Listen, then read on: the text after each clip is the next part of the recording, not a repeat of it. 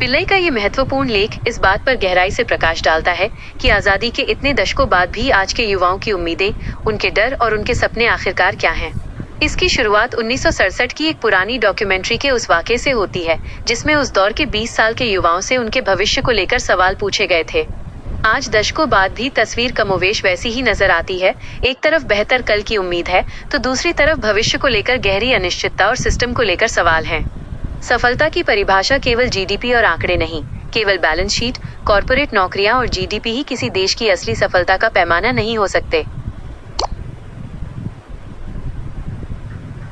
2067 का भारत कोई ऐसी डिप्रेशन भरी चूहे दौड़, रैट रेस नहीं होना चाहिए जहां लोग चमचमाते दफ्तरों में सिर्फ काम के भारी बोझ और तनाव से जुड़ी बीमारियों का शिकार हो जाएं।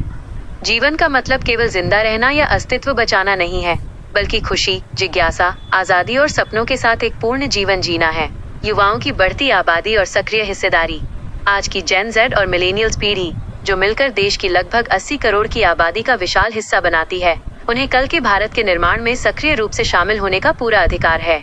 हालांकि अनुभव का हमेशा सम्मान होना चाहिए, लेकिन बुजुर्गों या वरिष्ठों को यह भी सुनिश्चित करना होगा कि वे युवाओं के रास्ते में गेरेंटोक्रेसी, बुजुर्गों के वर्चस्व की तरह किसी भी प्रकार की बाधा न बने। इतिहास के भारी बोझ से आजादी, पुरानी बातों, संकीर्ण सोच और नफरत भरे राष्ट्रवाद की बेड़ियों में जकड़े रहना भविष्य की ओर हमारे बढ़ते कदमों को धीमा कर देता है। हमें इतिहास के अवांछित बोझ को पीछे छोड़कर एक ऐसी समावेशी दुनिया बनानी होगी जहां विविधता और नए विचारों का सम्मान किया जाए। संविधान की ताकत और लैंगिक समानता। हमारा संविधान बेहद गतिशील और लचीला है, जो हर दौर में प्रासंगिक बना रहने की पूरी ताकत रखता है।